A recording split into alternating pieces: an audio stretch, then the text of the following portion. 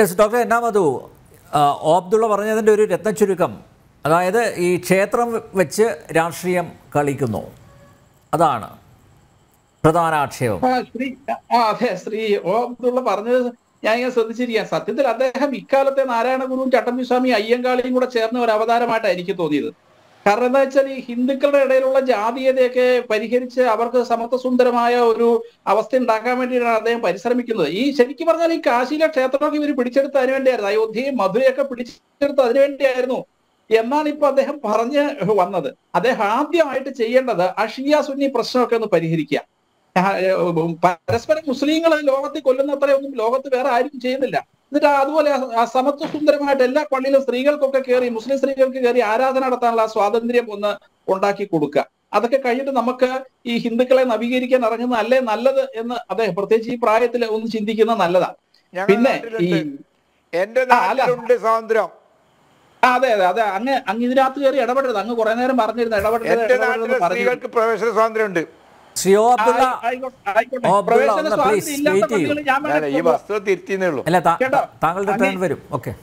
പ്രവേശന സ്വാതന്ത്ര്യം ഇല്ലാത്ത പള്ളികളിൽ ഞാൻ കൊണ്ടുപോവാം. അത് നിൽക്കട്ടെ. അപ്പോ ഇത് മുസ്ലിം സമൂഹത്തെ സംബന്ധിച്ച് ഒരു വിഭാഗത്തെ സംബന്ധിച്ച് ഞാൻ പറയട്ടെ, ഇത് അയോധ്യയിലും കാശിയിലും മാത്രമല്ല നടന്ന ഈ അടുത്ത കാലത്തല്ലേ ഹാദിയ സോഫിയയിൽ എന്താ നിങ്ങൾ കാണിച്ച്? ഹാദിയ സോഫി എന്ന് പറയുന്നത് ക്രിസ്ത്യൻ പള്ളി നിങ്ങൾ ഇസ്ലാം ദേവാലയമാക്കി മാറ്റി, ഗ്രാൻഡ് മോസ്ക് ആക്കി മാറ്റി. അതേപോലെ ഇനി ഒന്നും വേണ്ട. ഇപ്പോ നിങ്ങൾ ആരാധിക്കുന്ന കാബയുടെ ചരിത്രം എടുത്തു നോക്കൂ. മുഹമ്മദ് നബി നേരിട്ട് 300-ൽ പരം വിഗ്രഹങ്ങൾ ആരുടെ അവിടെ അറേബ്യൻ ഗോത്ര സമൂഹങ്ങൾ ആ ഗോത്ര സമൂഹങ്ങളുടെ ആരാധനാ കേന്ദ്രത്തിലെ 300-ൽ പരം വിഗ്രഹങ്ങൾ തകർത്തിട്ടാണ് നിങ്ങൾ അവിടെ കാബ ഉണ്ടാക്കിയത്. അപ്പൊ കാബ വിട്ടുതരണം എന്നല്ല ഇവിടെ ആൾക്കാർ പറയുന്നത്. പിന്നെ അങ്ങ് പറഞ്ഞു ഈ തെരഞ്ഞെടുപ്പ് വരുമ്പോ BJP-ക്കാർ ഈ ക്ഷേത്രകാര്യവും പറഞ്ഞുകൊണ്ടിരിക്കുന്നു. ഇവിടുത്തെ ഹിന്ദു സമൂഹം 3 ക്ഷേത്രം 3000 ക്ഷേത്രം വിട്ടുതരണമെന്ന് പറയുന്നില്ല. ഇവിടെ പിടിച്ചു വച്ചിരിക്കുന്ന ക്ഷേത്രങ്ങളുടെ കണക്ക് വേണമെങ്കിൽ ഈ കേരളത്തിലടക്കം ഞാൻ പറയാൻ സാധിക്കും. ഭാരതത്തിലെ മാത്രമല്ല കേരളത്തിലടക്കം ഞാൻ പറയാൻ എനിക്ക് സാധിക്കും. അപ്പൊ അങ്ങേ ഒരു കാര്യം ചെയ്യൂ, വളരെ എളുപ്പമുള്ള ഒരു പണി ഞാൻ പറയാം. ഈ 3 ക്ഷേത്രം അങ്ങ് വിട്ടുകൊടുത്താൽ BJP-യുടെ കയ്യിൽ ആയുധം തീർന്നില്ലേ? പിന്നെ തെരഞ്ഞെടുപ്പിൽ അവർ എന്ത് ചെയ്യും? ഒന്നുമില്ല, അവരുടെ ആയുധം നഷ്ടപ്പെടും. അപ്പൊ ശത്രുവിന്റെ കയ്യിലുള്ള ആയുധം നിങ്ങൾ ആദ്യം മാറ്റൂ. അതിന് ഏറ്റവും നല്ല പണി എന്ന് പറയുന്നത് ഇനിയിപ്പോ അയോധ്യയുടെ കാര്യത്തിൽ ഒന്നും ചെയ്യാനില്ല. ഈ കാശി മധുര ബാക്കി ഹേ എന്നാണ് ഇവരൊക്കെ വിളിച്ചുകൊണ്ടിരിക്കുന്നത് കേട്ടോ. അപ്പൊ ഈ കാശി മധുര അങ്ങ് വിട്ടുകൊടുത്ത പ്രശ്നം തീർന്നില്ലേ? BJP-ക്കാരുടെ കയ്യിൽ ആയുധം പോയില്ലേ? അവരെ തോൽപ്പിക്കാൻ ഇതിൽ പരം എന്താ വേറെ മാർഗം ഇരിക്കുന്നത്? അപ്പൊ അതുകൊണ്ട് ഇപ്പൊ കാശ്മീരില് ജമ്മു കാശ്മീരില് സാക്ഷാൽ ശങ്കര ഭഗവത്പാദരെ സർവജ്ഞപീഠം കയറിയ ശങ്കരപീഠത്തിന്റെ പേര് സുലൈമാൻ ടേഗ് എന്നാണ്. ഇപ്പോ അങ്ങേക്ക് അറിയുമോന്ന് എനിക്കറിയില്ല. അപ്പൊ ഇതാണ് നിങ്ങൾ മറ്റു മതസ്ഥരോട് കാണിക്കുന്ന ഒരു വലിയ സഹിഷ്ണുതയുടെ ചരിത്രം പരിശോധിച്ചാൽ നമുക്ക് കാണാൻ സാധിക്കുന്നത്. ഇങ്ങനെ എത്ര സംഭവങ്ങൾ പറയാൻ സാധിക്കും. അതുകൊണ്ട് അങ്ങ് പറയുന്നത് പോലെ ഹിന്ദുക്കൾ അങ്ങ് വിട്ടുകൊടുത്താൽ പോലെ 600 വർഷമായി ആരാധിക്കുകയാണ്. ഈ 600 വർഷമായിട്ട് നിങ്ങൾ എന്താ ഈ പള്ളി ഒന്ന് പുനരുദ്ധരിക്കാഞ്ഞത്? നിങ്ങൾക്കിപ്പോ ഈ പള്ളിയുടെ ചുവരുകളിൽ ഹിന്ദു ദേവീ ദേവന്മാരുടെ വിഗ്രഹം ഇതൊക്കെ നിങ്ങൾക്കൊന്ന് മാറ്റാൻ മേലായിരുന്നു. എന്താ മാറ്റാഞ്ഞതിന്റെ പിന്നിൽ കൃത്യമായ ഉദ്ദേശമുണ്ട്. ഇത് നിങ്ങളും നിങ്ങളുടെ തലമുറയും വരാൻ പോകുന്ന തലമുറയും കാണണം. ഇത് കയ്യിൽ നിന്ന് പിടിച്ചെടുത്താണ്. ഇത് ഞങ്ങളുടെ ധിക്കാരമാണ്. ഈ ധിക്കാരം അനുസരിച്ച് ഇവിടെ ജീവിക്കാമെങ്കിൽ ജീവിച്ചാൽ മതി. ഇനി ഇപ്പൊ കാശിയും അയോധ്യയും മധുരയൊക്കെ വിട്. ഞാന് ഡൽഹിയിലെ കുത്തബ് മീനാറിലേക്ക് അങ്ങയുടെ ശ്രദ്ധ ക്ഷണിക്കുകയാണ്. കുത്തബ് മീനാറിൽ ഞാൻ നേരിട്ട് പോയെടുത്ത ഫോട്ടോ എന്റെ കയ്യിലുണ്ട്. ആ കുത്തബ് മീനാറിനുള്ളിൽ ഗണപതിയുടെ വിഗ്രഹമുണ്ട്. ഇത് എവിടുന്ന് വന്നതാ? വിഷ്ണു സ്തംഭം അതിന്റെ മുന്നിൽ സ്ഥാപിച്ചിട്ടുണ്ട്. താമര അടക്കം അടയാളപ്പെടുത്തിയിരിക്കുന്ന വിഷ്ണു സ്തംഭമുണ്ട്. അപ്പൊ ഇങ്ങനെ ഭാരതത്തിലെ ഹിന്ദുക്കളുടെ ക്ഷേത്രങ്ങൾ കയ്യേറി വെച്ചിരിക്കുന്ന നിങ്ങളാണ്. ഇതൊന്നും വിട്ടുതരാൻ പറഞ്ഞിട്ടില്ലാരും. ആകെ പറഞ്ഞിരിക്കുന്നത് രാമജന്മഭൂമി, ശ്രീരാമൻ ജനിച്ച സ്ഥലമാ. അല്ലാതെ മുഹമ്മദ് ജനിച്ച സ്ഥലം വിട്ടുതരണം എന്നല്ല പറഞ്ഞത്. കാബ വിട്ടുതരണം എന്നല്ല പറഞ്ഞത്. ജെറുസലേം വിട്ടുതരണം എന്നല്ല പറഞ്ഞത്.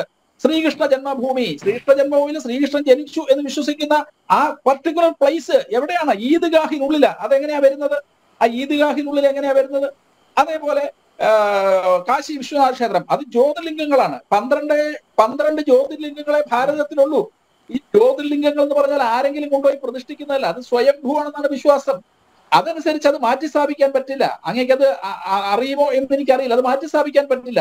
ഇപ്പം അയോധ്യയില് ഇടിഞ്ഞു പൊളിയാറായിരുന്ന ഒരു കെട്ടിടത്തിന് പകരം 5 ഏക്കർ സ്ഥലവും ഗംഭീര സംവിധാനങ്ങളും അല്ലേ തന്നത്. അപ്പൊ എന്തുകൊണ്ട് കാശിയിൽ നിങ്ങൾക്ക് അതിനേക്കാളും സംവിധാനങ്ങൾ ലഭിക്കാൻ പോകുമല്ലേ? നിങ്ങൾ ഇനി എതിർത്താലും എതിർത്തില്ലെങ്കിലും യാതൊരു സംശയവുമില്ല ആ കാശി ഹിന്ദു സമൂഹത്തിന്റെ ആണ് എന്ന് ഇവിടുത്തെ ചരിത്രത്തിന്റെ തെളിവുകളെല്ലാം ഉണ്ട്. നിങ്ങൾ എവിടെയാണ് തെളിവ് എന്ന് വെറുതെ ചോദിച്ചുകൊണ്ടിരുന്നിട്ട് കാര്യമില്ല. ആർക്കിയോളജിക്കൽ സർവേ ഓഫ് ഇന്ത്യ അവർ ഹാജരാക്കുന്ന തെളിവുകളാണ് പ്രധാനം. അയോധ്യയിലും അത് തന്നെയാണ് സംഭവിച്ചത്. ശങ്കർദയാൽ ശർമ്മ ഈ വിഷയം തർക്കം അങ്ങേയറ്റം സമയത്ത് ശങ്കർദയാൽ ശർമ്മ പരമോന്നത കോടതിയോട് ആവശ്യപ്പെട്ടു, ഈ പറയുന്ന നിർമ്മിതിയുടെ അടിയിൽ ക്ഷേത്രാവശിഷ്ടമുണ്ടോ എന്ന് പരിശോധിക്കൂ. സുപ്രീം കോടതി അലഹബാദ് ഹൈക്കോടതി കൊടുത്ത നിർദ്ദേശം എന്താണ്? ഈ അദ്ദേഹത്തിന്റെ ഈ നിർദ്ദേശമായിരിക്കും ഈ കേസുകളുടെ അന്തിമ വിധിക്ക് വിധാനമാവുക. അതനുസരിച്ച് ശങ്കർദയാൽ ശർമ്മയുടെ നിർദ്ദേശമനുസരിച്ച് നടന്ന ഉത്ഖനനത്തിൽ കണ്ടെടുത്ത തെളിവുകൾ, അത് ശ്രീജിത് പണിക്കർ ഇവിടെ കുറിച്ച് പറഞ്ഞു കഴിഞ്ഞു. ഇപ്പൊ തെളിവുകളൊക്കെ പറഞ്ഞാൽ നിങ്ങൾ പിന്നെ ചോദിക്കും എവിടെ തെളിവെന്ന് ചോദിക്കും. അത് നിങ്ങളുടെ പൊതു സ്വഭാവമാണ്. അത് സത്യത്തിൽ ഈ ഇസ്ലാം സമൂഹത്തെ, മുസ്ലിം സമൂഹത്തെ, സമാധാനപ്രേമികളായ മുസ്ലിം സമൂഹത്തെ വഴിതെറ്റിക്കുന്നത് പോലും ഈ അബ്ദുള്ളയെ പോലെയുള്ളവരാണ്. അവര് സത്യത്തിൽ ഈ ചോര കണ്ട അറപ്പ് മാറിയ വിഭാഗമാണ്. ചോര കണ്ട അറപ്പ് മാറിയോ, അവർക്ക് വീണ്ടും വീണ്ടും ചോര കാണണം. ഹിന്ദുക്കളും മുസ്ലിങ്ങളും തമ്മിലടിച്ച് ചോര ഒഴുക്കണം. ഈ വസ്തുതകളെല്ലാം എല്ലാവർക്കും അറിയാം, ചരിത്രപരമായ തെളിവുകളെല്ലാം അറിയാം. അതുകൊണ്ട് അങ്ങയുടെ ഏറ്റവും വലിയ വ്യാകുലത എന്ന് പറഞ്ഞാൽ തെരഞ്ഞെടുപ്പ് വരുമ്പോൾ BJP-ക്കാർ ക്ഷേത്രം കൊണ്ടുവരുന്നു എന്നുള്ളതാണ്. ആ 3 ക്ഷേത്രം അങ്ങ് വിട്ടുകൊടുത്തേക്ക് പ്രശ്നം തീർന്നില്ലേ? അതോടുകൂടി BJP-ക്കാരുടെ കയ്യിൽ 1000 പോലെ അവർ തോറ്റു തുന്നപ്പാടി പണ്ടാരടങ്ങും. അതുകൊണ്ട് ശ്രീ അബ്ദുള്ള, അങ്ങയുടെ കയ്യില് ഇതിനുള്ള അധികാരം ഉണ്ടോ എന്നുള്ളത് വേറെ വിഷയം. പക്ഷേ അങ്ങ് പറയുന്നത് ഞങ്ങളെല്ലാം വിട്ടുകൊടുക്കാമെന്നാണല്ലോ. അപ്പൊ അതുകൊണ്ട് ഞാൻ പറയുന്നത് BJP-ക്കാരെ തോൽപ്പിക്കാനുള്ള ഏറ്റവും നല്ല വഴി ഈ 3 സാധനങ്ങൾ വിട്ടുകൊടുത്തേക്ക്. അവര് നശിച്ച് നാറാണക്കല്ല് പിടിക്കുന്നത് കണ്ടു കഴിഞ്ഞാൽ നമുക്ക് സുഖമായില്ലേ? അതുകൊണ്ട് അങ്ങനെ ആ വഴിക്ക് അങ്ങനെ ഒന്ന് ചിന്തിച്ചു നോക്കും. യെസ്, പ്രൊഫസർ റോണി കൂടി ചേരുന്നു. പ്രൊഫസർ റോണി, താങ്കളുടെ അഭിപ്രായം കൂടി അറിയാൻ ആഗ്രഹമുണ്ട്. എന്തായാലും നുഴഞ്ഞുകയറ്റമല്ല, കടന്നുകയറ്റമല്ല, പിടിച്ചെടുക്കലല്ല, നിയമപരമായിട്ട് പോരാടി അതിനൊരു വിജയം ഉണ്ടായിരിക്കുന്നു. എങ്ങനെയാണ് ഈ വാരണാസി ജില്ലാ കോടതിയുടെ ഉത്തരവിനെ താങ്കൾ നോക്കിക്കാണുന്നത്? ഞാൻ ചർച്ചയിൽ പങ്കെടുക്കുന്നതിന് മുൻപ് തന്നെ നിരവധിയായ കാര്യങ്ങൾ ചർച്ച ചെയ്യപ്പെട്ടിട്ടുണ്ട്. ഇപ്പൊ ഒരു പ്രധാനപ്പെട്ട കാര്യം എന്ന് പറയുന്നത് 80കളില് നമുക്കറിയാം, ഇത് എല്ലാവർക്കും അറിയാവുന്ന കാര്യം തന്നെയാണ്. 80കളില് സംഘപരിവാരത്തിന്റെ അല്ലെങ്കിൽ BJP-യുടെ RSS-ന്റെ ഒക്കെ അയോധ്യ പ്രക്ഷോഭം അതിശക്തമായി മുന്നോട്ട് പോയപ്പോൾ അവർ ഉയർത്തിയൊരു മുദ്രാവാക്യം, അത് ഇവിടുത്തെ ഓൾറെഡി തന്നെ കോട്ട് ചെയ്തിട്ടുണ്ട്. അയോധ്യ തോ കേവൽ ജാൻകി ഹേ, മധുര കാശി ബാക്കി ഹേ. വളരെ കൃത്യമായി തന്നെ.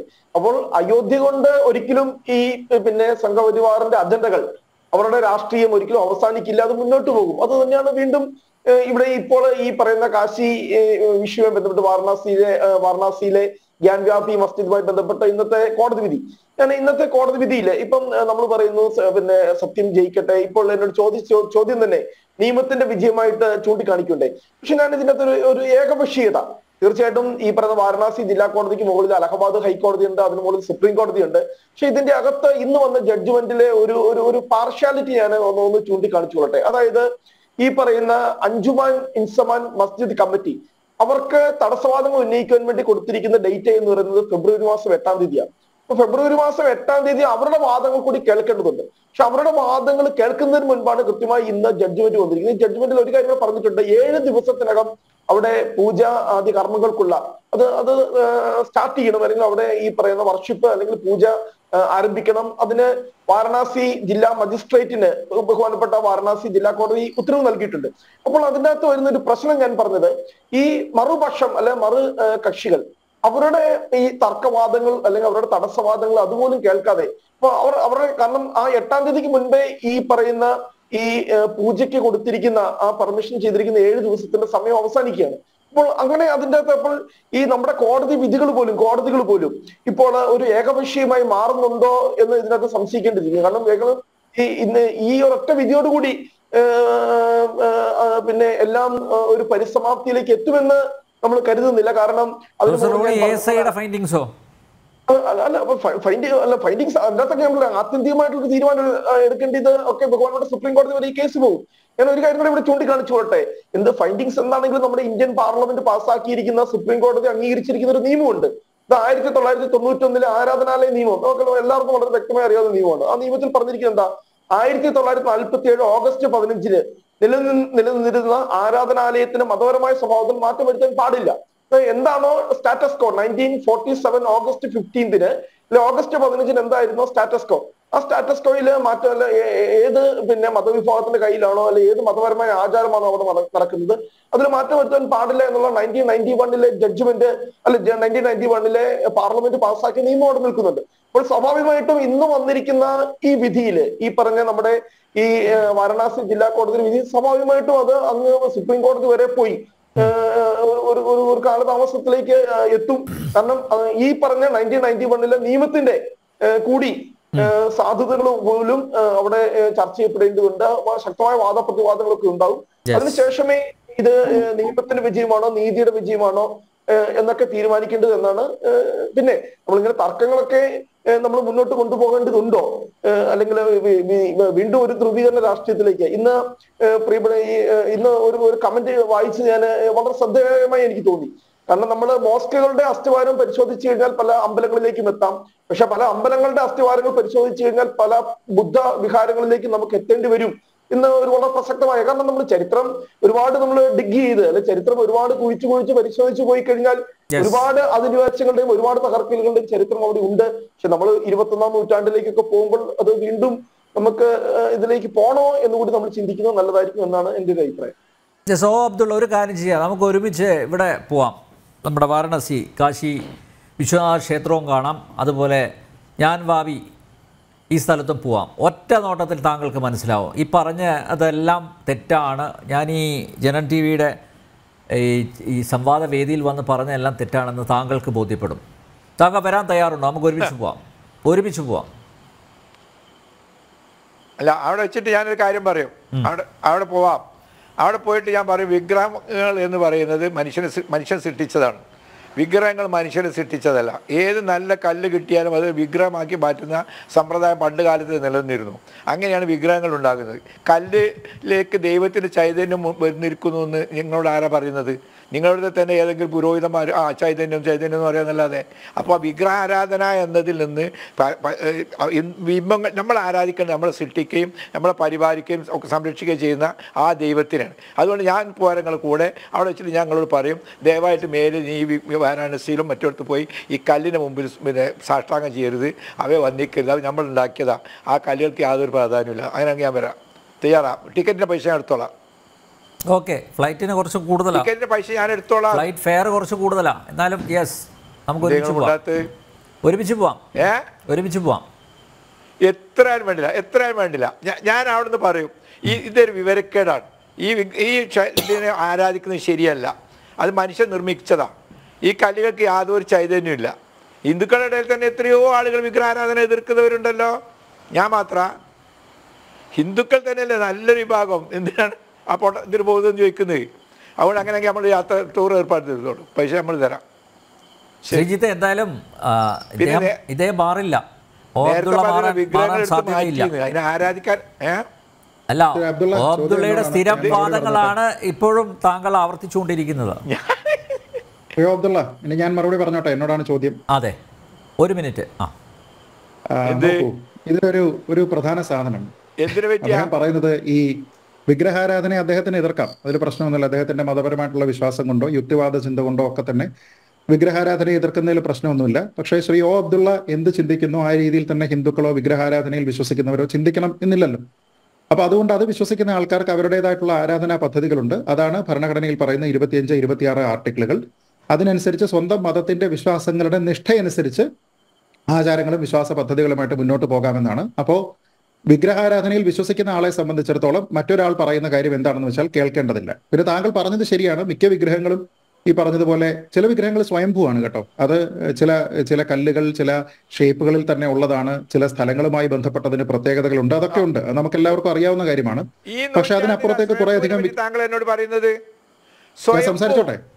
ഞാൻ സംസാരിക്കട്ടെ, എന്റെ സമയം ഞാൻ മുമ്പേ സംസാരിച്ചപ്പോ ഞാൻ മിണ്ടാതിരുന്നതാണ്, അങ്ങ് ബഹളം ഉണ്ടാക്കിയപ്പോ ഞാൻ മിണ്ടാതിരുന്നതാണ്. അപ്പൊ ഞാൻ പറഞ്ഞ കേൾക്കും. അല്ല, അങ്ങനെ ചെയ്യരുത്. വൺ വേ റൂൾ ഒന്നുമില്ല. അല്ലല്ലേ, ഇവിടെ വൺ വേ റൂൾ ഇല്ല. പ്ലീസ് പ്രിയോ അബ്ദുള്ള, അങ്ങ് പറയുന്നത് കേൾക്കാൻ ഞാൻ തയ്യാറാണ്. ഇപ്പൊ ഞാൻ പറയുന്നത് അങ്ങ് കേൾക്കണം. ശ്രീ അനിൽ, ഇത് മര്യാദയല്ല. പ്ലീസ് അബ്ദുള്ള,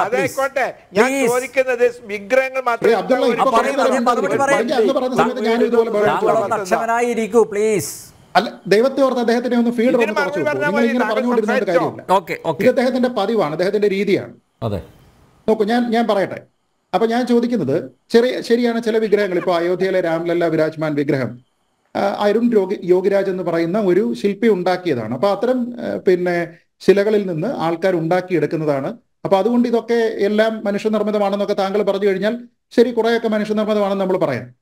ഈ പള്ളി എങ്ങനെയാ സാറേ? ഈ പള്ളി ദൈവം നേരിട്ട് വന്ന് പടുത്തതാണോ? അത് മനുഷ്യരുണ്ടാക്കിയതല്ലേ?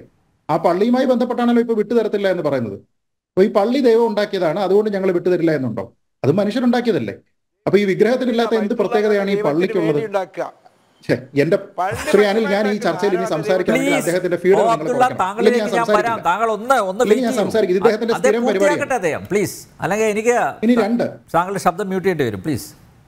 ഇനി രണ്ട് അദ്ദേഹം പറഞ്ഞ ഒരു കാര്യം, ഞാൻ നേരത്തെ പറഞ്ഞിരുന്ന ഒരു അനാലജി ഉപയോഗിച്ചിരുന്നു, ഈ തട്ടിയെടുക്കുന്ന മുതൽ വിട്ടുകൊടുക്കുന്നതുമായി ബന്ധപ്പെട്ട്. അദ്ദേഹം പറഞ്ഞു ആ അനാലജി ഈ ഒരു ക്ഷേത്രത്തിന്റെ അല്ലെങ്കിൽ പള്ളിയുടെ ആരാധനാ സമ്പ്രദായവുമായി ഒത്തുപോകുന്നതല്ല. കാരണം 600 വർഷമായിട്ട് അവിടെ പ്രാർത്ഥന നടക്കുന്നതാണ് മുസ്ലിങ്ങളുടേത്. അതുകൊണ്ട് തന്നെ അത് ശരിയായിട്ടുള്ള ഒരു ഉദാഹരണമല്ല എന്ന്. ഞാൻ അതേ ഉദാഹരണം തന്നെ താങ്കളോട് വീണ്ടും ആവർത്തിക്കാം.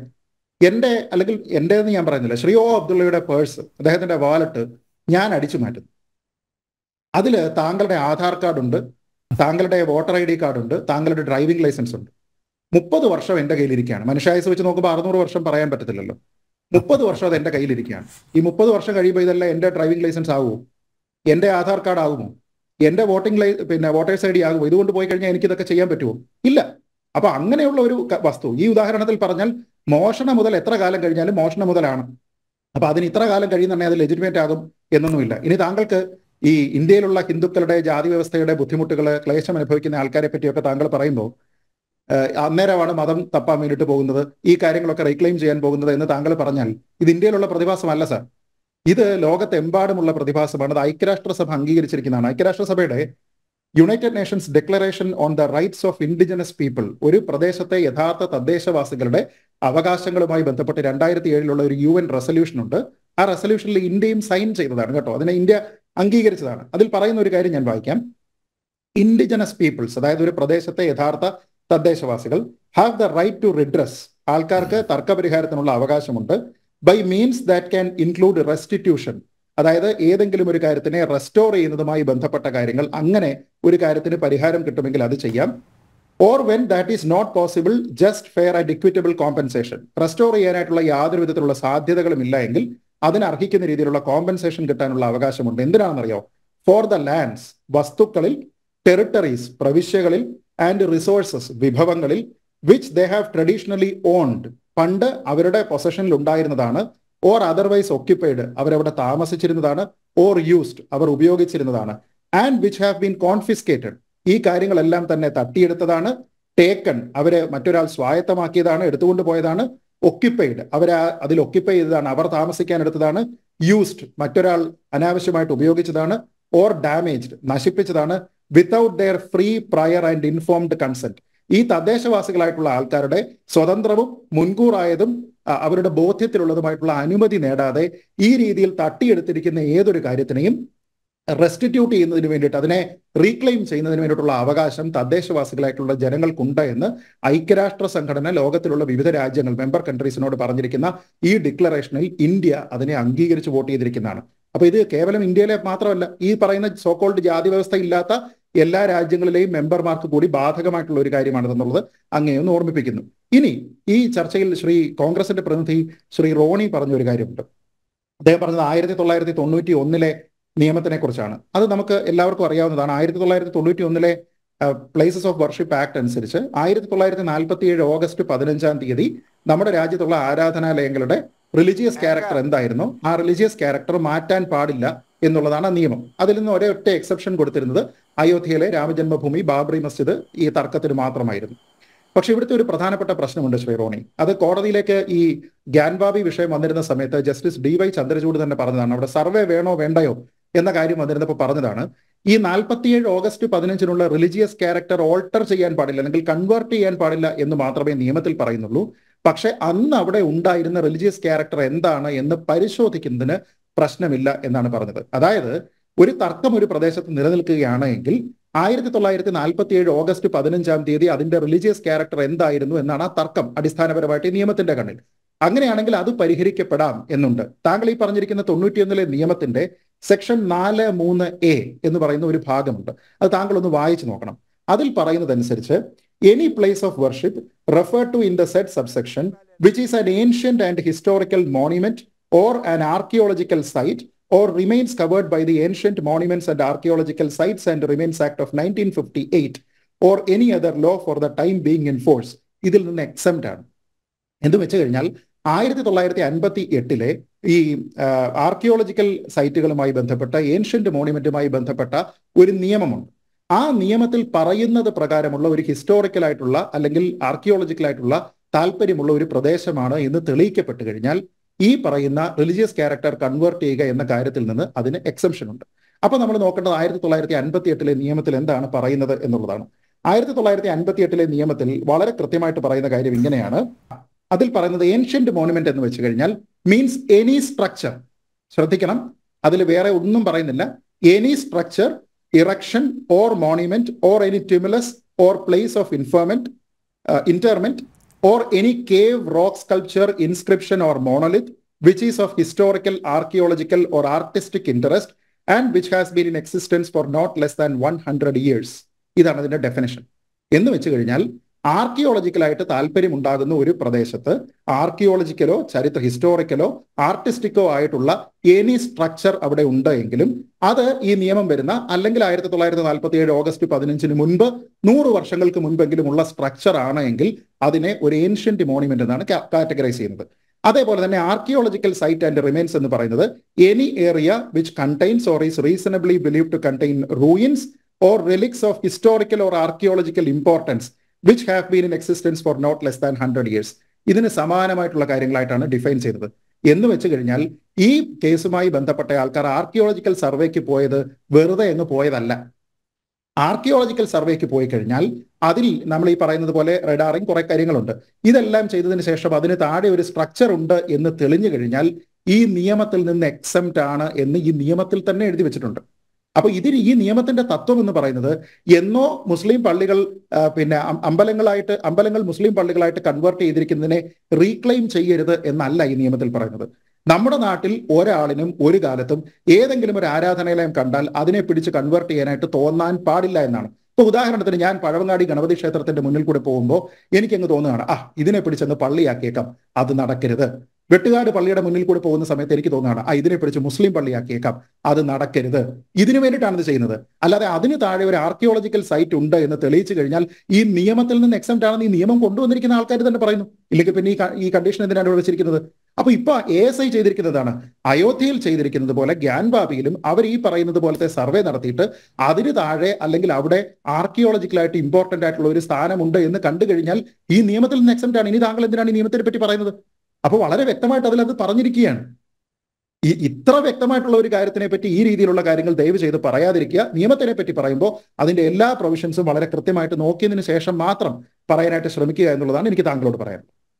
യെസ്, ഡോക്ടർ NR മധു, പ്രൊഫസർ റോണി നേരത്തെ പറഞ്ഞത് വാരണാസി ജില്ലാ കോടതിയുടെ വിധി ഏകപക്ഷീയമായി പോയി എന്നാണ്. എതിർഭാഗത്തെ കേൾക്കാതെ ഏകപക്ഷീയമായി വിധി പുറപ്പെടുവിച്ചു എന്ന്. മാത്രമല്ല മറ്റൊരു കാര്യം കൂടി അദ്ദേഹം പറയുകയുണ്ടായി. അതായത് എന്തിനാണ് ഈ ക്ഷേത്രങ്ങളുടെ പിറകെ ഇങ്ങനെ പോകുന്നത്, അതിൻ്റെ ആവശ്യമുണ്ടോ എന്നുള്ള രീതിയിലും അദ്ദേഹം ഒരു ചോദ്യം ഉന്നയിക്കുകയുണ്ടായി. ഇതിന് രണ്ടിനും ഒരു മറുപടി. അങ്ങനെ ഒരു പരാമർശം ഞാൻ പറഞ്ഞിട്ടില്ല കേട്ടോ. ക്ഷേത്രങ്ങൾ പുറകെ തന്നെ പോകണം എന്ന് ഞാൻ ഒരിക്കലും വിശ്വാസത്തിന്റെ കാര്യത്തിൽ ഒരിക്കലും അതല്ല. ഇങ്ങനെ ഒരു തർക്കത്തിന്റെ ആവശ്യമുണ്ടോ എന്നല്ലേ ചോദിച്ചത്? ഇങ്ങനെ ഒരു തർക്കത്തിന്റെ ആവശ്യമുണ്ടോ? കോടതി കയറി ഇറങ്ങേണ്ട ആവശ്യമുണ്ടോ? ക്ഷേത്രത്തിന് പുറകെ മാത്രം എക്സ്പെൻസീവ് ആയിട്ട് പോകും. ഞാൻ അങ്ങനെ ഒരു പരാമർശം നടത്തിയിട്ടില്ല. അല്ല പ്രൊഫസർ റോണി, എന്തായാലും ഒരു കാര്യം വ്യക്തമായി കോൺഗ്രസ് ഒരു അഴകുഴമ്പൻ സമീപനമാണ് ഇക്കാര്യത്തിലൊക്കെ. ഇപ്പോ അയോധ്യയിലെ പ്രാണപ്രതിഷ്ഠയുടെ കാര്യത്തിൽ നിങ്ങൾ എടുത്ത സമീപനം അതെല്ലാവർക്കും അറിയാം. കൃത്യമായിട്ടുള്ള രാഷ്ട്രീയം പ്രത്യേകിച്ച് നിങ്ങൾക്ക് കേരളത്തിൽ നിങ്ങളുടെ രാഷ്ട്രീയം എന്താണ് എന്ന് എല്ലാവർക്കും ഇപ്പം മനസ്സിലായി. ഇപ്പോൾ കേരളത്തിലുള്ള കോൺഗ്രസ് ആണ് ആ ദേശീയ തലത്തിലും ഇങ്ങനെ ഒരു പോളിസി എന്ത് സ്റ്റാൻഡ് എടുക്കണം അത് ഞങ്ങൾ ഒരിക്കലും ആരാധനായ ശ്രീരാമനെ തള്ളി പറഞ്ഞിട്ടില്ല, ശ്രീരാമക്ഷേത്രത്തെ തള്ളി പറഞ്ഞിട്ടില്ല. പക്ഷേ അതിനെ രാഷ്ട്രീയവൽക്കരിക്കുന്നു, അതിനെയാണ് ഞങ്ങൾ എതിർത്തത്. നിങ്ങൾ പറയുന്നത് കോടതിയെ കാവ്യവൽക്കരിച്ചു, അതുപോലെ കേന്ദ്ര സർക്കാർ സ്ഥാപനങ്ങളെ കാവ്യവൽക്കരിച്ചു. ആ ഒരു സ്ഥിരം നറേറ്റീവ് അല്ലാതെ മറ്റൊന്നുമില്ലല്ലോ കോൺഗ്രസിന് പറയാം. വാരണാസി ജില്ലാ കോടതി വിധി കേൾക്കുമ്പോൾ അങ്ങനെ തന്നെയാണ് തോന്നുന്നത്. ഒരു മിനിറ്റ് ഡോക്ടർ NR മധു മറുപടി പറയട്ടെ. സത്യത്തില് ഈ വാരണാസി ജില്ലാ കോടതിയുടെ വിധിയിൽ ഇന്ന് വലിയൊരു അത്ഭുതമൊന്നും സംഭവിച്ചിട്ടില്ല. നമ്മളിത് ചർച്ച ചെയ്യുമ്പോൾ ആ കാര്യം മനസ്സിലാക്കണം. ഈ 1992 വരെ ഈ പറയുന്ന ശൃംഗാര ഗൗരി ക്ഷേത്രത്തിൽ ഹിന്ദുക്കൾ ആരാധന നടത്തിക്കൊണ്ടതാണ്, അവിടെ പ്രതിഷ്ഠം ചെയ്തതാണ്. അത് കോടതിക്ക് ബോധ്യമായി എന്നുള്ളതാണ്. അതിനകത്ത് കോടതിക്ക് യാതൊരു പക്ഷപാതവും ഇല്ല. മാത്രമല്ല ഇത് കോടതിയിൽ രണ്ടു കൂട്ടരും വാദിച്ചുകൊണ്ടിരിക്കുന്ന കാര്യമല്ലേ. അതിനകത്ത് ഒരു കൂട്ടരെ അവോയ്ഡ് ചെയ്തുകൊണ്ടൊന്നുമല്ല. ഇപ്പൊ പലരും വാർത്ത പോലും ബ്രേക്ക് ചെയ്യുന്ന സമയത്ത് അവിടുത്തെ എന്താ പറയാ ജ്ഞാനവാപി മസ്ജിദിൽ ആരാധനാ സ്വാതന്ത്ര്യം ഹിന്ദുക്കൾക്ക് കൊടുത്തു. അവിടെ അതൊരു പുതിയ സംഭവമല്ല, അവിടെ നടന്നുകൊണ്ടിരുന്നതാണ്. ഇപ്പം നിങ്ങൾ പറഞ്ഞ പോലെ അവിടെ ചെന്ന് കണ്ടു കഴിഞ്ഞാൽ എല്ലാവർക്കും ഈ കാര്യം മനസ്സിലാവും. അപ്പോ ഇത് ഇപ്പൊ കോടതിയുടെ ഉത്തരവെന്ന് പറയുന്നത് 92 വരെ നടന്നിരുന്ന ഒരു ആരാധനാ സ്വാതന്ത്ര്യത്തെ പുനഃസ്ഥാപിക്കുക മാത്രമാണ് ചെയ്തത്. അല്ലാതെ അവിടെയുള്ള മുസ്ലിങ്ങൾ കൈയടക്കി വെച്ചിരിക്കുന്ന ക്ഷേത്രഭാഗത്തേക്ക് കടക്കാനോ ഒന്നുള്ള സ്വാതന്ത്ര്യം കൊടുത്തിട്ടില്ല. 92 വരെ അവിടെ നടന്നിരുന്നതാണ്. അത് ഈ ഒരു ചുവര് എന്ന് പറയുന്ന പുരാതന ക്ഷേത്രത്തിന്റെ ഭാഗമാണ്. അവിടെ പാർവതിയുടെ സാന്നിധ്യമുണ്ട്. അവിടെ സ്ത്രീകൾ ആരാധന നടത്തിയിരുന്നു, ഹിന്ദുക്കൾ ആരാധന നടത്തിയിരുന്നു, അവിടെ പ്രതിഷ്ഠ ചെയ്തിരുന്നു. 92 സംഭവം നമുക്കറിയാം. മുലായം സിംഗ് യാദവിന്റെ കാലത്ത് ഏകപക്ഷീയമായി ഹിന്ദുക്കളുടെ ആരാധനാ സ്വാതന്ത്ര്യത്തെ നിഷേധിക്കുകയാണ് ചെയ്തത്. അത് കോടതി ലിഫ്റ്റ് ചെയ്തിരിക്കുന്നു. അത്ര മാത്രമേ അവിടെ സംഭവിച്ചിട്ടുള്ളൂ. പക്ഷേ ഈ കേസില് ഒരു ദീർഘകാലീനമായി ചിന്തിക്കുന്ന സമയത്ത് ഇപ്പൊ ഇതിന്റെ ഉത്ഖനനം നടന്ന സമയത്ത് ലഭിക്കുന്ന തെളിവുകൾ മുഴുവൻ ഹിന്ദുക്കൾക്ക് അനുകൂലമാണ്. അതുകൊണ്ട് ഈ പറയുന്ന സൈറ്റ് പൂർണ്ണമായിട്ടും ജ്ഞാനവാപി മന്ദിരായിരുന്നു എന്ന് തെളിയിക്കാൻ ഈ ഒരു കോടതി വിധിക്ക് സാധിക്കും എന്നുള്ളതാണ് അതിന്റെ ഒരു പ്രാധാന്യം എന്ന് പറയുന്നത്. അല്ലാതെ പുതിയൊരു അത്ഭുതമൊന്നും അവിടെ സംഭവിച്ചിട്ടില്ല. ഈ വിധിക്ക് ഇപ്പോൾ ഉള്ള പ്രാധാന്യം എന്ന് പറയുന്നത് ഇപ്പോൾ നടന്ന ഉത്ഖനനം കൂടെ വരുമ്പോൾ അത് കോടതി ഇപ്പൊ ഈ ശൃംഗാരഗൗരി ക്ഷേത്രത്തില് പൂജ നടത്താനുള്ള അനുമതി കൊടുക്കുന്നത് പോലും ഈ ഉത്ഖനനങ്ങളിൽ ലഭിച്ച തെളിവുകൾ വളരെ പ്രബലമായ തെളിവുകളാണ്. അപ്പൊ അതിന്റെ അടിസ്ഥാനത്തിലാണ്. അപ്പൊ അല്ലാതെ വേറെ ഒരു അത്ഭുതമൊന്നും അവിടെ നടന്നിട്ടില്ല. നേരത്തെ ആരാധന നടന്നുകൊണ്ടിരുന്നതാണ്. അവിടേക്ക് പ്രവേശിക്കാനുള്ള അനുമതി കൊടുത്തു. അത് ഒരു ദീർഘകാലീനമായി ചിന്തിക്കുന്ന സമയത്ത് ഇനി സുപ്രീം കോടതി പോയാലും ശരി, യാതൊരു സംശയം വേണ്ട, ഇപ്പൊ പറയുന്നത് ഓർത്തു വെച്ചോളൂ, സുപ്രീം കോടതി പോയാലും ശരി, കാശി വിശ്വനാഥ ക്ഷേത്രം അത് ഹിന്ദുക്കളുടെയാണ്, ജ്ഞാനവാപി എന്ന് പറയുന്ന മസ്ജിദ് അല്ല എന്ന് തെളിയുകയും അവിടെ ഒരു അയോധ്യയിൽ നടന്നതുപോലെ തന്നെ മുസ്ലിം സമൂഹത്തിന്റെ വികാരത്തെ മാനിച്ചുകൊണ്ട് അവർക്ക് സത്യം പറഞ്ഞാൽ ഇതിനേക്കാളും മനോഹരമായ ഒരു ആരാധനാലയം ലഭിക്കുകയും ചെയ്യുന്ന സാഹചര്യത്തിലേക്കാണ് കാര്യങ്ങൾ പോകുന്നത്.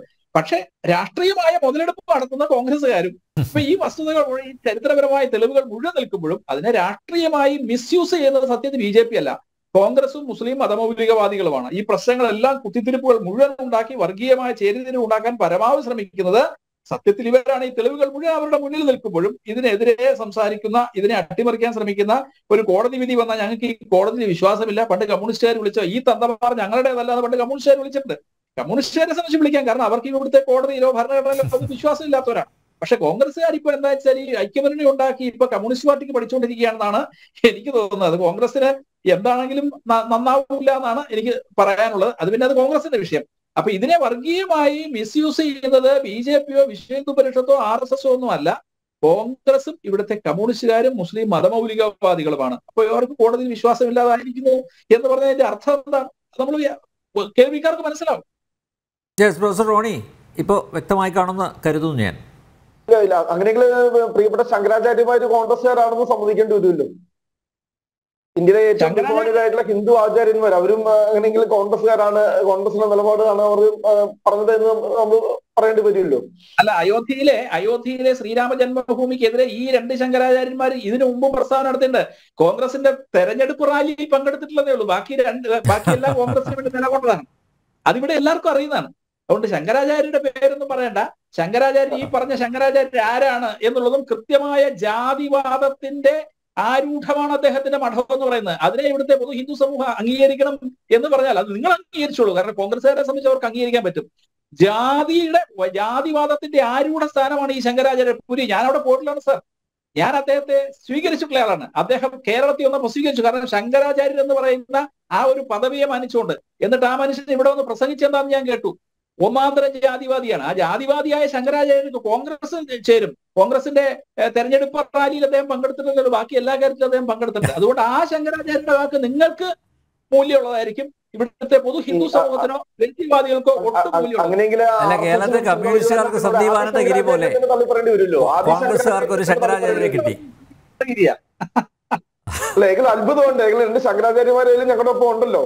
ഈ പ്രിയപ്പെട്ട ഒറ്റ മിനിറ്റ് ശ്രീജിത്ത് കൈവക്കുന്നു. ശ്രീജിത്തെ, റോണി, താങ്കൾക്ക് ശങ്കരാചാര്യന്മാർ പറയുന്ന ഈ ഒരു അഭിപ്രായത്തിൽ മാത്രമേ അവരോട് യോജിപ്പുള്ളൂ, അതോ അവരുടെ എല്ലാ അഭിപ്രായങ്ങളോടും താങ്കളുടെ നിലപാട് ഇങ്ങനെയാണോ? അതിനുശേഷം ഞാൻ മറുപടി പറയാം. അല്ല, ഞങ്ങൾ ഉന്നയിച്ച കാര്യങ്ങൾ തന്നെയാണ്. കാരണം അങ്ങനെയല്ല. ശങ്കരാചാര്യന്മാരെ താങ്കൾ ഉദ്ധരിക്കുമ്പോൾ അവർക്ക് എന്തോ പ്രത്യേകത ഉണ്ട് എന്നും ഹിന്ദു മതവിശ്വാസവുമായി ബന്ധപ്പെട്ട അന്തിമ വാക്ക് അവരുടേതാണ് എന്നും പരിഗണിക്കപ്പെടേണ്ടതാണ് എന്നുമുള്ള ഒരു അന്തർലീനമായിട്ടുള്ള സംഗതി ഇതിലുണ്ട്. അതുകൊണ്ടാണ് ഞാൻ ചോദിക്കുന്നത്, ഈ ശങ്കരാചാര്യരുടെ ഈ ഒരു വാദത്തോട് മാത്രമേ താങ്കൾ ചേർന്ന് നിൽക്കുന്നുള്ളൂ, അതോ അദ്ദേഹത്തിന്റെ മറ്റുള്ള എല്ലാ വാദങ്ങളോടും താങ്കൾ ചേർന്ന് നിൽക്കുന്നുണ്ടോ? സൗകര്യമായിട്ട് ഇത് മാത്രം എടുക്കുന്നുണ്ടോ, അതോ ജനറലി ശങ്കരാചാര്യരുടെ താല്പര്യമുണ്ടോ എന്നാണ് ചോദിക്കുന്നത്. ഈ ഹിന്ദുത്വം എന്ന് പറയുന്ന പ്രത്യയശാസ്ത്രം കോൺഗ്രസിന്റെ ഐഡിയോളജി അല്ല. ഹിന്ദുത്വം എന്ന് പറയുന്ന പ്രത്യയശാസ്ത്രം മുന്നോട്ട് വയ്ക്കുന്ന RSS. അവർ തന്നെ ആദ്യം നിലപാട് എടുക്കട്ടെ. ശങ്കരാചാര്യ, ഞാൻ ഇപ്പോഴത്തെ ശങ്കരാചാര്യ കുറച്ചുകൂടി ലളിതമായിട്ട് പറയാം. സ്ത്രീകൾ വേദം പഠിക്കാൻ പാടില്ല എന്ന് പറഞ്ഞ ആളാണ് പുരി ശങ്കരാചാര്യർ. സ്ത്രീകൾ വേദം പഠിക്കാൻ പാടില്ല. ശ്രീ റോണി അത് എഗ്രി ചെയ്യുന്നുണ്ടോ? അല്ല, നമുക്ക് ഈ ശങ്കരാചാര്യർ പറഞ്ഞ എല്ലാ കാര്യങ്ങളെ കുറിച്ചും അന്വേഷിക്കേണ്ട കാര്യമില്ല ഈ വിഷയത്തില്. അല്ല, പ്രിയപ്പെട്ട ശ്രീജിത്ത് പണിക്കരെ, ശ്രീജിത്ത്, അങ്ങനെയുള്ള ആദ്യ ശങ്കരാചാര്യ തൊട്ട് നമ്മൾ ചർച്ച ചെയ്യേണ്ടി വരും. ശങ്കരാചാര്യരുടെ നിലപാടുകൾ ഓരോരുത്തരെ പറ്റി പറയാം. നോക്കൂ, ഇതിലൊരു പ്രധാനപ്പെട്ട കാര്യം, ഈ കോൺഗ്രസ്സുകാർ ഉൾപ്പെടെയുള്ള ആൾക്കാർ പണ്ട് മുതലേ തന്നെ ഈ വിഷയം വരുന്ന സമയം മുതൽ തന്നെ പറയുന്നുണ്ട്, രണ്ട് ശങ്കരാചാര്യന്മാർ. ഇതിലൊരാളാരാണ്? ആവിമുക്തേശ്വര സരസ്വതിയാണ്. ഈ ആവിമുക്തേശ്വരാനന്ദ സരസ്വതിയുടെ ശങ്കരാചാര്യരായിട്ടുള്ള കൊറോണേഷൻ നടന്നിട്ടില്ല. സുപ്രീം കോടതി തടഞ്ഞു വെച്ചിരിക്കുക. കാരണം അദ്ദേഹം റൈറ്റ്ഫുള്ളി അല്ല ആ സ്ഥാനത്തേക്ക് വന്നിരിക്കുന്നത് എന്ന് പറഞ്ഞുകൊണ്ട് ഏതാനും മാസങ്ങൾക്ക് മുമ്പ് സുപ്രീം കോടതി പറഞ്ഞു കൊറോണേഷൻ നിർത്തിവെക്കണം എന്ന്. അദ്ദേഹം സ്വയം ഇപ്പൊ ക്ലെയിം ചെയ്യുന്നുണ്ട് അദ്ദേഹമാണ് ശങ്കരാചാര്യർ എന്ന്. കോൺഗ്രസും പറയുന്നു. കോൺഗ്രസ് കൊറോണേറ്റ് ചെയ്ത് കഴിഞ്ഞു. അതെന്ത് രീതിയാണ്?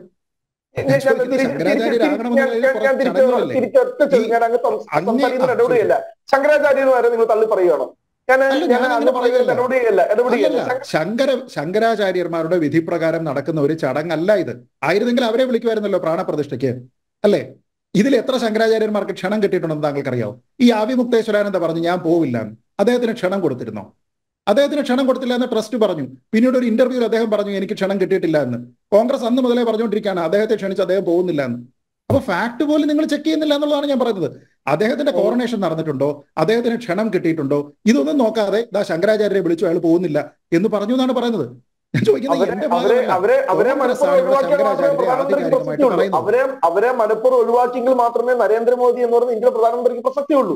അങ്ങനെ നോക്കിയാൽ സീതാറാം യെച്ചൂരിയെ വിളിച്ചില്ലെന്നേ, മല്ലികാർജുൻ ഖാർഗെ വിളിച്ചില്ലേ, സോണിയാഗാന്ധിയെ വിളിച്ചില്ലേ? ഇവരെ വിളിച്ചെങ്കിൽ മാത്രമേ നരേന്ദ്രമോദിക്ക് പ്രസക്തി ഉള്ളൂ എന്നുണ്ടോ? ഇവരെ വിളിച്ചില്ലെങ്കിൽ ഞങ്ങള് ഈ പറയുന്ന കോൺഗ്രസ് നേതാക്കന്മാർ പോയി കൈയടിക്കണമെന്നാണ് പറയുന്നത്. വേണ്ടേ, നിങ്ങൾക്ക് സൗകര്യം ഉണ്ടെങ്കിൽ പോയാൽ മതി. ഞാൻ പറയുന്നത് ഇത് ക്ഷണിക്കുന്ന നരേന്ദ്രമോദി അല്ലല്ലോ എന്നേ, അവിടെയാണ് പ്രശ്നം. ഇതൊരു ട്രസ്റ്റ് അല്ലേ സാർ ക്ഷണിക്കുന്നത്? ആ ട്രസ്റ്റ് ഇന്ത്യയിലുള്ള എല്ലാ പ്രധാനപ്പെട്ട പാർട്ടിയുടെയും നേതാക്കന്മാരെ ക്ഷണിച്ചു. അതിൽ താല്പര്യമുള്ള ആൾക്കാർ പോയി, അല്ലാത്തവർ പോയില്ല. അത്ര മാത്രമേ ഉള്ളൂ. അല്ല, അതിനപ്പുറത്തേക്കൊന്നുമില്ല. അവർ ക്ഷണിക്കുന്ന കൂട്ടത്തിൽ ഇപ്പൊ ഞാൻ ചോദിക്കട്ടെ, ഇവിടെ കേരളത്തിൽ പിന്നെ നമ്മുടെ പുറനാട്ടുകരയിൽ രാമകൃഷ്ണ മഠമുണ്ട്, രാമകൃഷ്ണ മിഷൻ, അവരെ ക്ഷണിച്ചിട്ടുണ്ട്. ചിന്മയ മിഷൻ അവരെ ക്ഷണിച്ചിട്ടുണ്ട്. കുളത്തൂർ അദ്വൈതാശ്രമം അവരെ ക്ഷണിച്ചിട്ടുണ്ട്.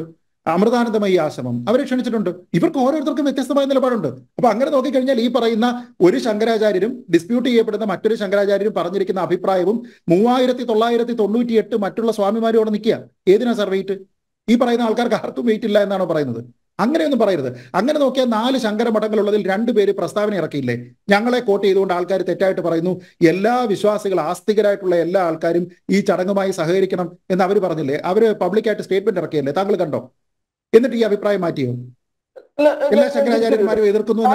രാജ്യത്തിന്റെ പ്രധാനമന്ത്രി എന്ന നിലയിൽ നരേന്ദ്രമോദി അതിന്റെ മുഖ്യ കാർമ്മികത്വം വഹിച്ചതെന്ന് ഞാൻ സമ്മതിക്കുന്നു. അങ്ങനെയുള്ള RSS തലവൻ മോഹൻ ഭഗവതിന് എന്ത് അടിസ്ഥാനത്തിലാണ് അവിടെ ട്രസ്റ്റാണ് സാർ ക്ഷണിച്ചത്?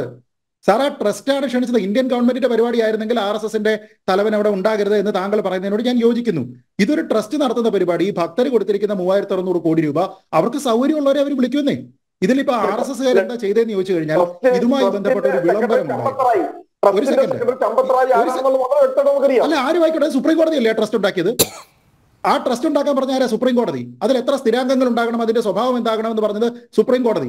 അയോധ്യയിൽ നിന്നുള്ള പെർമനന്റ് മെമ്പർമാർ ഉണ്ടാകണമെന്ന് പറഞ്ഞത് സുപ്രീം കോടതി. ദളിത് ഇതിനകത്ത് ഉണ്ടാകണമെന്ന് പറഞ്ഞത് സുപ്രീം കോടതി. അതേപോലെ നിർമോഹി അഖാഡ ഉണ്ടാകണമെന്ന് പറഞ്ഞത് സുപ്രീം കോടതി. പിന്നെന്താ പ്രശ്നം? ചലഞ്ച് ചെയ്യുന്നേ. അതിൽ പ്രശ്നമുണ്ടെങ്കിൽ ചലഞ്ച് ചെയ്യൂ. സുപ്രീം കോടതി പറഞ്ഞിരിക്കുന്ന, സുപ്രീം കോടതിയുടെ മേൽനോട്ടത്തിൽ ഉണ്ടാക്കിയിരിക്കുന്ന ഒരു സമിതി, ആ സമിതി ഇവിടെ ആൾക്കാരെ ക്ഷണിച്ചിരിക്കുന്നു. ആ ആൾക്കാർ നടത്തുന്നത് ഒരു പൂർണ്ണമായിട്ടുള്ള പ്രൈവറ്റ് ഇവന്റ്. അതിൽ പല ആൾക്കാർക്ക് എനിക്കും ക്ഷണമുണ്ട്, ഞാനും പോയിരുന്നു. ഞാനത് RSSന്റെ സർസംഘചാലകമായതുകൊണ്ടാണോ എന്നെ ക്ഷണിച്ചത്? അതോ കേരളത്തിൽ നിന്നുള്ള ശങ്കരാചാര്യരായതുകൊണ്ടാണോ എന്നെ ക്ഷണിച്ചത്?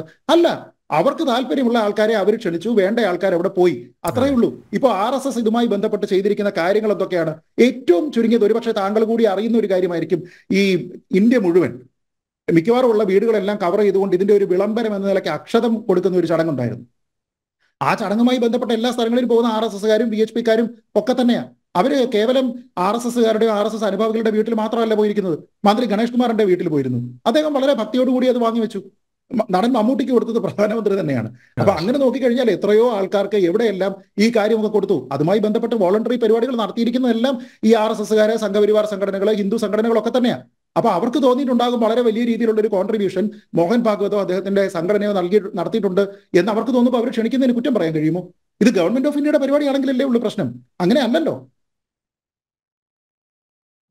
ഒരു മിനിറ്റ്. ഇപ്പൊ ചമ്പത് റായിയുടെ മകളുടെ കല്യാണത്തിന് ഞാൻ പറയുകയാണ്, അദ്ദേഹത്തിന് മകളുണ്ടോ, അദ്ദേഹം വിവാഹിതനാണോ ഒന്നും എനിക്കറിയില്ല. ആ ചടങ്ങ് പ്രൈവറ്റ് ചടങ്ങ് ആവുന്നത് പോലെ അതിലേക്ക് ഇപ്പൊ മോഹൻ ഭാഗവതിനെ വിളിച്ചാൽ ചിലപ്പോൾ അദ്ദേഹത്തിന് സൗകര്യം ഉണ്ടെങ്കിൽ, ഡേറ്റ് ഉണ്ടെങ്കിൽ ചെല്ലും. അപ്പൊ അതും ഒരു പ്രശ്നമാണോ? ആ ചടങ്ങിൽ ചിലപ്പോൾ നരേന്ദ്രമോദി പങ്കെടുക്കുമായിരിക്കും. അപ്പൊ അതുകൊണ്ട് അത് ഗവൺമെന്റ് ഓഫ് ഇന്ത്യയുടെ ചടങ്ങാകുമോ? അങ്ങനെയൊന്നുമില്ല. റോണി, 2 മിനിറ്റ് മാത്രമേ ശേഷിക്കുന്നുള്ളൂ. അപ്പോൾ കയ്യിലുള്ള ശങ്കരാചാര്യരും പോയിരിക്കുകയാണ്. ഇവിടെ വർഗീയത കൃത്യമായി രാഷ്ട്രീയ ആയുധമാക്കുന്നത് കോൺഗ്രസ് ആണെന്ന് വീണ്ടും വീണ്ടും തെളിയിച്ചുകൊണ്ടിരിക്കുകയല്ലേ? അതുകൊണ്ടല്ലേ ഇതുമായി ബന്ധപ്പെട്ട ഏത് വിഷയത്തിലും നിങ്ങൾ നിശബ്ദത പാലിക്കുന്നത്? എനിക്ക് പ്രിയപ്പെട്ട ശ്രീജിത്ത് പണിക്കർ പറഞ്ഞ 2 കാര്യങ്ങൾ. ഒന്ന്, അദ്ദേഹം 1991 നിയമവുമായി ബന്ധപ്പെട്ട്, കാരണം 1991 തന്നെ ആ നിയമം വന്നതിന്റെ കോണ്ടെക്സ്റ്റ് വളരെ വ്യക്തമായി നമുക്ക് എല്ലാവർക്കും അറിയാം. അത് രാമക്ഷേത്രവും പിന്നെ ബാബറി മസ്ജിദുമായി ബന്ധപ്പെട്ട്. അപ്പൊ അങ്ങനെ ഒരു തർക്കം ഒരു കാലത്തും ഇനി ഉണ്ടാകരുത്, ഇന്ത്യയിൽ അങ്ങനെ ഒരിക്കലും അങ്ങനെ ഒരു വിഷയം ഉണ്ടാകില്ല എന്ന ഉത്തമ ബോധ്യത്തോടു കൂടിയാണ് 1991 ആ നിയമം പിന്നെ പാർലമെന്റ് പാസ്സാക്കിയത്. ഏതൊക്കെയാലും ബഹുമാനപ്പെട്ട സുപ്രീം കോടതിയുടെ DY ചന്ദ്രചൂഡ് അത് വീണ്ടും അത് പരിശോധിക്കാന്ന് പറഞ്ഞിട്ടുണ്ട്. അത് അതിന്റെ വഴിക്ക് പോകട്ടെ. അപ്പോൾ ശ്രീജിത്ത് പണിക്കർ പറഞ്ഞത് അദ്ദേഹത്തിന് മാത്രം ഒരു വേർഷനായിട്ടാണ് കാണുന്നതിന് വേണ്ടിയാണ് ഞാൻ ആഗ്രഹിക്കുന്നത്. പിന്നെ രണ്ടാമത് ഇവിടെ ഈ വായിച്ചത് ഈ നിയമത്തിലുള്ള സെക്ഷൻ 4 അല്ല, അതിന്റെ അകത്ത് ഒരിക്കലും ഒരു റിലീജിയസ് കോണ്ടെക്സ്റ്റിൽ പറയുന്നില്ല. അതൊരു ഹിസ്റ്റോറിക്കൽ ആൻഡ് മോണുമെന്റൽ ആസ്പെക്റ്റിലാണ് ആ ഒരു ഇതിൽ സ്ട്രക്ചർ എന്നാണ്. അത് റിലീജിയസ് ആവരുതെന്ന് പറയുന്നില്ല സാർ, റിലീജിയസ് ആവരുതെന്ന് പറയുന്നില്ല. എനി സ്ട്രക്ചർ ഞാൻ വളരെ കൃത്യമായിട്ട് വായിച്ചതാണ്. അല്ലെ, അതുകൊണ്ട് അല്ല ഞാൻ പറഞ്ഞത്, ഈ ചന്ദ്രചൂഡ് ആ നിയമം പരിശോധിക്കാന്ന് പറഞ്ഞിട്ടുണ്ടല്ലോ. ഇപ്പൊ അദ്ദേഹത്തിന്റെ ബെഞ്ചിലേക്ക് അത് വന്നിട്ടുണ്ട്. അവര് തന്നെ അത് പരിശോധിച്ച് അതിന്റെ ഒരു ഫൈനൽ കൺക്ലൂഷനിലേക്ക് എത്തട്ടെ. പിന്നീട് രണ്ടാമത് ട്രസ്റ്റിന്റെ കാര്യം പറഞ്ഞു. നമ്മൾ പുറമേ നിന്ന് നോക്കുകയാണെങ്കിൽ എല്ലാം ഭംഗിയാണ്, എല്ലാ കാര്യങ്ങളും തീരുമാനിക്കുന്ന ട്രസ്റ്റ് ആണ്. പക്ഷെ സുപ്രീം കോടതിയുടെ ആവശ്യപ്രകാരം ഈ ട്രസ്റ്റിലേക്കുള്ള അംഗങ്ങളെ പോലും നോമിനേറ്റ് ചെയ്തിരിക്കുന്ന സെൻട്രൽ ഗവൺമെന്റ് ആണ്. ആ സെൻട്രൽ ഗവൺമെന്റിന്റെ രാഷ്ട്രീയം വളരെ വ്യക്തമായിട്ട്. അതുകൊണ്ട് നമ്മൾ ചമ്പത് റായിയെ അങ്ങനെ പൂർണ്ണമായും നിഷ്പക്ഷനാക്കേണ്ട കാര്യമില്ല. അദ്ദേഹത്തിന്റെ ബന്ധങ്ങൾ എന്താണെന്നും അദ്ദേഹത്തിന്റെ ബാക്ക്ഗ്രൗണ്ട് എന്താണെന്നും അദ്ദേഹത്തിന്റെ ബാക്ക്ഗ്രൗണ്ട് സംഘപരിവാർ പശ്ചാത്തലവും അപ്പോൾ അദ്ദേഹത്തെ നിയന്ത്രിക്കുന്നത് ആരാണെന്നും വളരെ വ്യക്തമാണ്. അങ്ങനെ അപ്പോൾ ഒരു ഹിന്ദുത്വ അജണ്ട, ഒരു രാഷ്ട്രീയം, BJPയുടെ രാഷ്ട്രീയം, അതിന്റെ മുന്നിൽ പോയി നിൽക്കുവാനായിട്ട് ഞങ്ങൾ ആഗ്രഹിക്കുന്നില്ല. അതുകൊണ്ട് തന്നെയാണ് ഒരു സംശയം ചോദിച്ചോട്ടെ. കോൺഗ്രസിന്റെ കാലത്ത് നാഷണൽ അഡ്വൈസറി എന്തൊരു ബോർഡ് ഉണ്ടായിരുന്നു, പ്രധാനമന്ത്രിക്ക് മുകളിൽ എന്ന് പറയുന്ന. അതെന്തിനായിരുന്നു ഉണ്ടാക്കിയത്? സോണിയാഗാന്ധി ആയിരുന്നു അതിന്റെ മുകളിൽ ഉണ്ടായിരുന്നത്. അത് അന്ന് ആ ഒരു കാലയളവിൽ മാത്രം ഉണ്ടായിരുന്ന പ്രധാനമന്ത്രിയെ നിയന്ത്രിക്കുന്നതിന് വേണ്ടിയിട്ടായിരുന്നു. ഒരിക്കലും നാഷണൽ അഡ്വൈസറി ബോഡി അത് പ്രധാനപ്പെട്ട കാര്യങ്ങളിൽ ഉപദേശിക്കുക. ഉപദേശവും നിയന്ത്രണവും അത് ഉപദേശമാണെന്ന് എങ്ങനെ പറയും? ഇപ്പൊ ഈ കാര്യത്തിൽ ചമ്പത് റായി ഉപദേശിക്കുന്ന ആയിക്കൂടെ? സോണിയാഗാന്ധി ഉൾപ്പെടെയുള്ള ആളുകളുടെ അല്ല സോണിയാഗാന്ധി ഉൾപ്പെടെയുള്ള കമ്മിറ്റിയുടെ നിർദ്ദേശപ്രകാരമാണ് ദേശീയ തൊഴിലുറപ്പ് പദ്ധതി റെക്കമെൻഡ് ചെയ്യുക. പല കാര്യങ്ങളും റെക്കമെൻഡ് ചെയ്യാൻ വേണ്ടിയിട്ട് ഉപദേശിക്കുന്നതായിക്കോട്ടെ. ദേശീയ സുരക്ഷ, ഇപ്പോൾ നമുക്ക് ദേശീയ സുരക്ഷാ ഉപദേഷ്ടാവുണ്ട്, കേന്ദ്ര ഗവൺമെന്റിലുണ്ട്. അങ്ങനെ പല കാര്യങ്ങളും. അതൊരു പെർമനന്റ് പോസ്റ്റാണ്, താങ്കൾ കൺഫ്യൂസ് ചെയ്യിപ്പിക്കരുത്. അതൊരു പെർമനന്റ് പോസ്റ്റാണ്. മറ്റേത് പ്രധാനമന്ത്രി മൻമോഹൻ സിംഗ് ഉണ്ടായിരുന്ന സമയത്ത് മാത്രം ഉണ്ടായിരുന്നതും പിന്നീട് അബോളിഷ് ചെയ്തതുമായിട്ടുള്ള ഒരു ചെറിയ ഗ്രൂപ്പിന്റെ തലപ്പത്താണ് സോണിയാഗാന്ധി ഇരുന്നിരുന്നത്. അപ്പൊ ഞാൻ ചോദിക്കുന്നത്, അത് പ്രധാനമന്ത്രിയെ നിയന്ത്രിക്കാനല്ല ഉപദേശിക്കാനാണ് എന്നും, എങ്കിൽ സമാനമായിട്ട് സുപ്രീം കോടതി കേന്ദ്ര സർക്കാരിനോട് നോമിനേറ്റ് ചെയ്യാൻ പറയുമ്പോൾ ചമ്പത് റായി അടക്കമുള്ള ആൾക്കാരെ വെക്കുന്ന സമയത്ത് അത് ഉപദേശിക്കാനല്ല നിയന്ത്രിക്കാനാണെന്ന് താങ്കൾ എങ്ങനെ പറയും? നിയമപരമായി സുപ്രീം കോടതി പറഞ്ഞില്ലേ നാഷണൽ സെക്യൂരിറ്റി അഡ്വൈസർ പോസ്റ്റ്. അത് കോൺഗ്രസ് ഉണ്ടായിരുന്ന സമയത്ത് അല്ലല്ല, അത് ഭരണഘടനാപരമായിട്ട് നിലനിൽപ്പുള്ള ബോഡിയൊന്നും അല്ല. പക്ഷേ കോൺഗ്രസ് എന്തിനാണ് അതിന് പോയത്? ഞാൻ ചോദിക്കുന്നത്, കോൺഗ്രസിന്റെ ഇതിനു മുമ്പുണ്ടായിരുന്ന പ്രധാനമന്ത്രിമാർക്ക് ആർക്കും ഉപദേശം ആവശ്യമില്ല, മൻമോഹൻ സിംഗിന് ഉപദേശം വേണമെന്ന് പറഞ്ഞു കഴിഞ്ഞാൽ അത് കൺട്രോൾ ചെയ്യുന്നു എന്നല്ലേ എന്റെ അർത്ഥം? അത് നമുക്ക് ആ വ്യാഖ്യാനമാണ് പ്രശ്നം. അതായത് അത് PV നരസിംഹറാവു വരെയുള്ള പ്രധാനമന്ത്രിമാർക്ക് ഉപദേശം വേണ്ട, എന്നാൽ മൻമോഹൻ സിംഗിന് വേണമെന്ന് പറഞ്ഞു കഴിഞ്ഞാൽ ആ കോൺടാക്ട് എന്താണ്? അദ്ദേഹം ഇവരെ പോലെ തന്നെ ഏബിൾ ആയിട്ടുള്ള ഒരാളല്ലേ? പ്രത്യേക ഒരു ഉപദേശം വേണോ? അല്ലാതെ തന്നെ സോണിയാഗാന്ധിയെ കാണുന്നതല്ലേ? അത് സുപ്രീം കോടതി പറഞ്ഞിട്ടാണ് ആ ബോഡി വെച്ചത്. സുപ്രീം കോടതി ബിജെപിക്ക് മാർഗനിർദ്ദേശ മണ്ഡലമില്ലേ? അതുപോലെ ഞങ്ങൾക്ക് ഒരു ബോഡി അത്രേ ഉള്ളൂ. അല്ലാതെ നിങ്ങൾ ചെയ്തിരിക്കുന്ന ഗവൺമെന്റിന്റെ ഭാഗമായിട്ടാണ് ചെയ്തത്. അതാ പ്രശ്നം. ബിജെപി മണ്ഡലമൊക്കെ പാർട്ടി സംവിധാനമാണ്, മറ്റേത് പാർട്ടി സംവിധാനമല്ല സാർ. തെറ്റായിട്ടുള്ള ഒരു സംവിധാനം അത് അബോളിഷ് ചെയ്തു. നഷ്ടപ്പെട്ടതെല്ലാം പിടിച്ചെടുത്തതെല്ലാം നിയമപരമായി വീണ്ടെടുക്കപ്പെടുകയാണ്. നമ്മുടെ രാജ്യം ഭാരതം മുറ്റം കൊള്ളുന്ന മതേതരത്വത്തോട് എല്ലാവരും പ്രതിബദ്ധത പുലർത്തുന്നുണ്ടെങ്കിൽ അർഹതയില്ലാത്തത് അർഹതയുള്ളവരെ ഏൽപ്പിക്കാനുള്ള സന്മനസ്സാണ് കാണിക്കേണ്ടത്. ജനഡിബേറ്റ് ഇവിടെ പൂർണ്ണമാകുന്നു. ചർച്ചയിൽ പങ്കെടുത്ത എല്ലാ അതിഥികൾക്കും നന്ദി. ഒപ്പം പ്രേക്ഷകർക്കും